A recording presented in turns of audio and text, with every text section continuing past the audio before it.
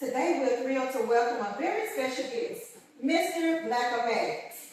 He's not just a math teacher, he's a math explorer with a magical key that unlocks Mathtopia, a place where a number come alive and every lesson is an exciting journey, also known as Mr. Hubbard. He's a devoted husband, proud father of three, and an inspiring educator. With nearly a decade of experience with a degree in mathematics from Houston Tulsa University. Welcome. Thank you so much for being here. So tell me a little bit about Blackematics and how it all came about. So Blackematics came about, me and my wife and my two boys at the time were on our way to Austin, and I was listening to a podcast, and in the podcast they were talking about creating product. Okay. And a lot of the podcasts I listened to at that time were talking about creating a book, creating a course online, and just different things like that. And I was really just sitting there just thinking about, what am I good at? Okay. I knew I was good at math. Mm-hmm. I love to write poetry. Okay. And so I was like, well, how can I combine these two ideas? And that's where the idea first started. Nice. I love that. And did your wife and kids catch on to it right away? Oh, definitely. Yeah, I told my wife, what do you think about me creating a character called Mr. Blackematics? And what did she say? She was like, interesting. And I was telling her a little bit more about the direction I'm looking at trying to go with it. Okay. And, she was like, all right, well, I'm going to give you this is back in 2022, I'm going to give you to December to write the book. Okay. And so I was like, all right. Accountability partner, I love it. Yeah. Okay. And your son, how old are your children? So, right now, currently, I have an 8-year-old who turns 9 next month. Okay. I have a 6-year-old, and we have a new latest addition to the family. He's a 15-month-old. Oh, okay. Congratulations on the family life. I love that. All right. So, especially the accountability partner, that's very important. To have a spouse who is an accountability partner. I often say behind every good man is a good woman pushing her husband in the right direction. That's right. Yes, all right. So you carry a magical key in your lesson. So what does that key symbolize, especially when it comes to learning? Tell us a little bit about that. So I look at the key as an opportunity for the teacher to unlock doors that students won't be able to have access to at certain points in their life. Okay. And so, as a student, you hit these roadblocks. You are trying to explore and learn these different things. And yes. Sometimes there are doors that you can't really reach at that particular moment. Mm-hmm. And so you'll need someone to kind of help guide you through that point. And so, as the students are learning and engaging and growing in these different avenues, yes. You have this teacher, Mr. Blackematics, who's unlocking these doors to present them to new opportunities and be able to explore new worlds. I love that. To reach other okay. So, in Blackematics, since you have this key, this special key, this magical key, and I love that. I needed a key when I was in school. I needed someone to help me unlock that door. But do you tutor other children? Tell me what you do when you're not just in the classroom. I definitely tutor other students. Honestly, my tutoring journey began back when I was in high school. Okay. I did very well in Algebra 1 at the time. And my math teacher at the time saw something in me that at the time I didn't really see in myself. Like, I'm good at math, and so he gave me the opportunity to tutor some of his kids. Nice. And so in the 10th grade, that's when they started. And that's kind of how my math journey navigated into what it navigated into now. Never saw myself as a teacher. Mm-hmm. I was in college, and when I went to Austin Community College, I was working on becoming a video game designer. And in that journey, I was hoping to create educational mathematical video games. Okay. And so when I graduated from there, went back and finished up my degree at Houston Tillerson, my goal was to get in the classroom, look and see how students learn, and then take that and put that into my video games. Okay, you had a vision. Yes. Okay. And so, it's deviated a bit, and so now I'm kind of doing that through my books at the moment. Almost a decade in the classroom. That's right. And so I have taken those experiences to really help students see far beyond what they're looking at right now. And it comes back to confidence. And a lot of the students, they struggle with confidence. Because they struggle with confidence, when they look at the math that they're looking at, they're like, I don't know what it is that I'm looking at. I know it's foreign. That's right. It's foreign to me. And so I try to give them that confidence to kind of help guide them. That's good. Okay. And when giving a child confidence, I know it's the way that we see the child and the child sees you, the teacher, as well, and how you interact with them. So what have you seen when interacting with the child, how the child will then interact with you and catch on better? And so the biggest thing is really just that perception of how they look at mathematics. A lot of them have this ingrown fear inside of them. And really when we go back and look at fear, fear is something that's really instilled inside of us. It's not something that we actually have growing up. Okay. You know, we think about a newborn baby. Like I said, I have a 15-month-old. It's wonderful just to be able to see his journey and as he's going. Of course, yes. You know, he don't have a care in the world. He don't have a fear in his home. The fear comes when we put that panic inside of him. So I know even with mathematics, when you're first learning it, you're not afraid of it. Even if you may struggle with it, you know, you just see it as a new challenge, just like you are a kid learning how to walk, learning how to talk, learning how to read a book. And so it's an ongoing journey. And so with me, it's trying to go take those fears that they have inside of them and slowly chip away at it. And so it goes back to just, what do you know? You know, we say that we're afraid of mathematics and we don't fully understand it, but you know how to count? Yeah, let's start there. The basics. And it's just going back to what they already know and instilling in those things that they are confident with and slowly chipping away at that. And so as I start to introduce new concepts, it makes a lot I love easier. that. Okay. So when the children, now tell me what grade levels do you teach? I currently teach high school mathematics. The students I work with range from 9th all the way to 12th grade. So when they enter your classroom, how do you welcome them? I'm all about love, and so I give them all the energy that I have inside. Good. Okay. My classroom, I try to make it a fun environment for them to be in. Okay. I try to make it a interactive environment, and so the way that I teach is different from the more traditional way of teaching. Okay. I like to have my students explore the mathematics before I actually go about coming around teaching them. I love that. It's more of a discovery as they're going through the math. And there's some challenge with it. You know, you want them to have some type of, we call it constructive challenge, where it allows them to struggle a little bit as they're learning, but it's not too much where they just get frustrated like, I can't. Of course, because the teacher has to have something to teach them. So if they just know it all, what would you be of use for? Exactly. I love that. They have to have a little bit of struggle. Okay. So when you see some of your students still struggling after you have done everything that you can do, how do you go back to them? How do you go back and put that confidence inside of them to let them know you can do this? That's where the reteach comes, and I try to relate it to sports. Okay. A lot of kids have been exposed to sports at some point in life. I'm like, you know, when you decided that you wanted to play basketball, were you great at it? Did you know how to dribble when you first picked up the ball? Had to learn. Did you know how to shoot the ball when you first, you know, with soccer? Did you know how to dribble the ball on your feet, pass the ball, kick it inside the goal? I know when I played soccer, I thought I was going to be the best thing in the world until I started trying to dribble it on my feet and realize it wasn't as easy. You know, it takes practice, it takes repetition, it's ongoing. And the issue is they see it as, if I can't do it now, I will never be able to do it. And so it's really just trying to get them to try to relate it to situations that they've already been exposed to, and them seeing where they're at now, and understanding that it took practice for me to get to this point. I just have to keep practicing. You make it relatable. Yes. I like that. So you have a book coming out. Tell me a little bit about that. So Blackematics is a book that I'm extremely excited about.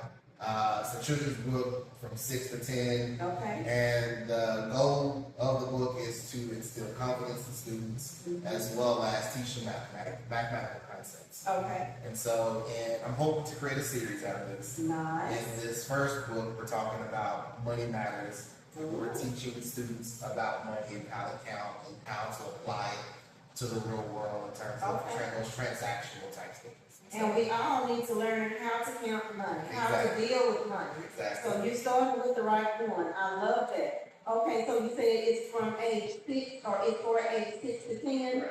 Okay, all right.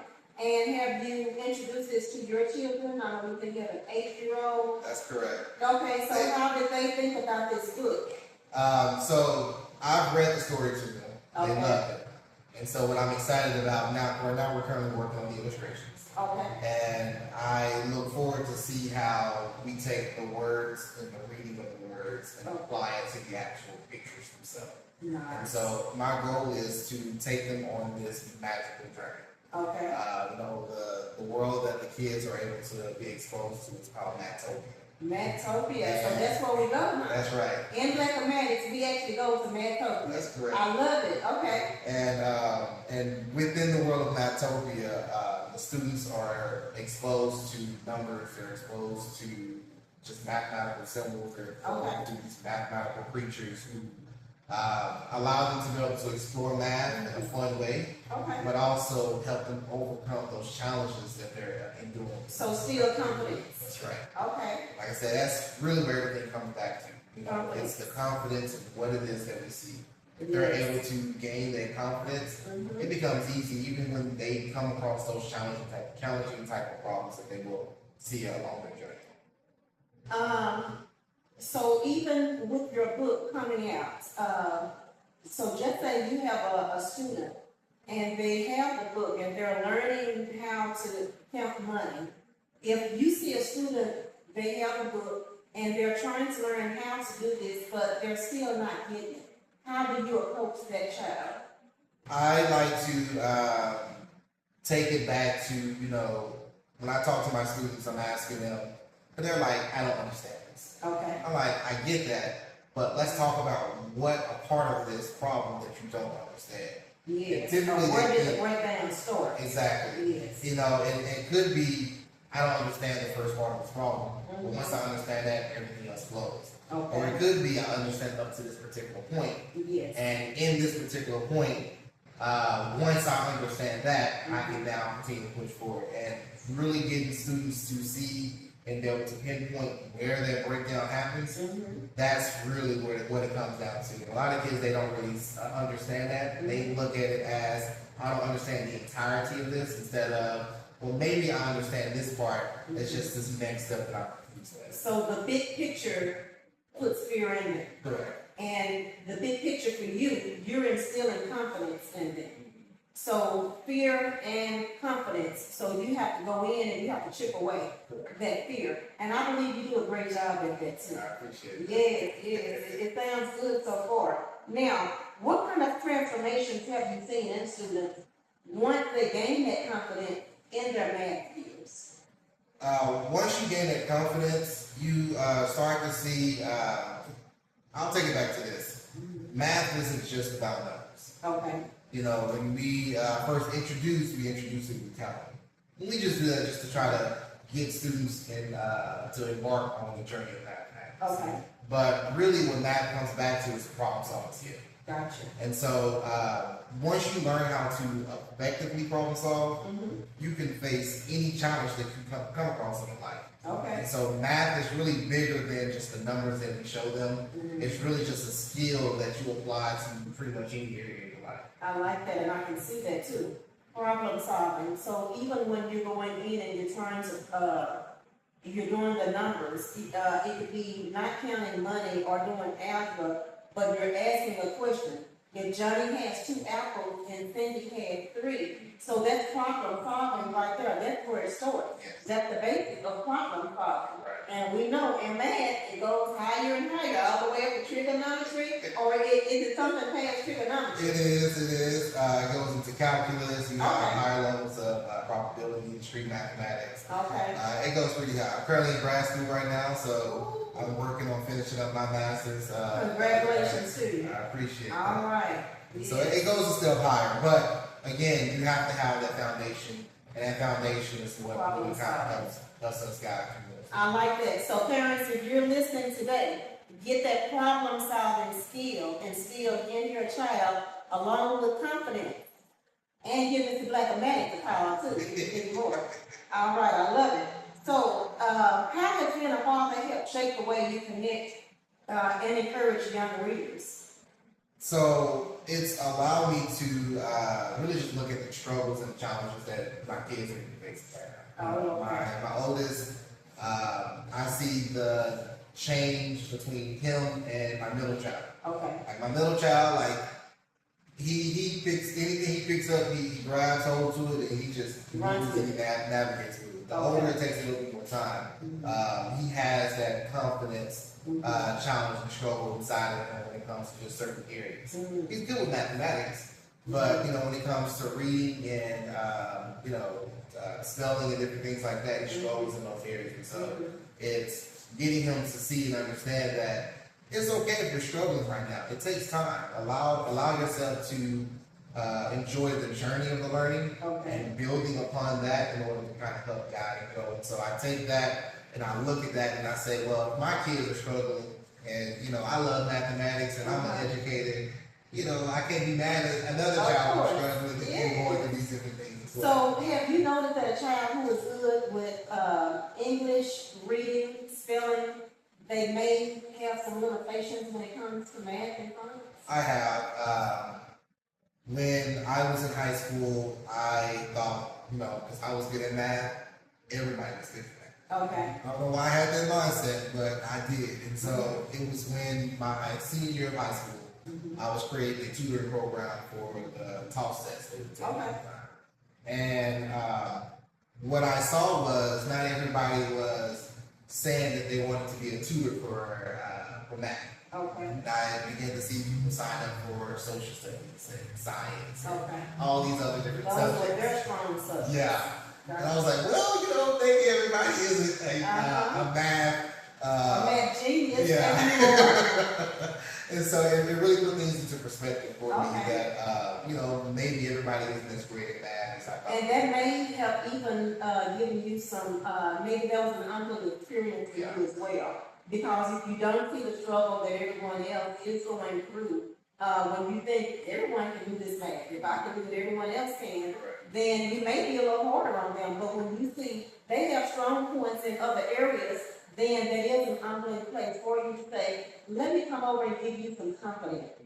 That's all you need is confidence. That's correct. That's correct. Yeah, I like that. So what's the one message you hope every child remembers after visiting Matopia or being involved with Mr. Blackematics?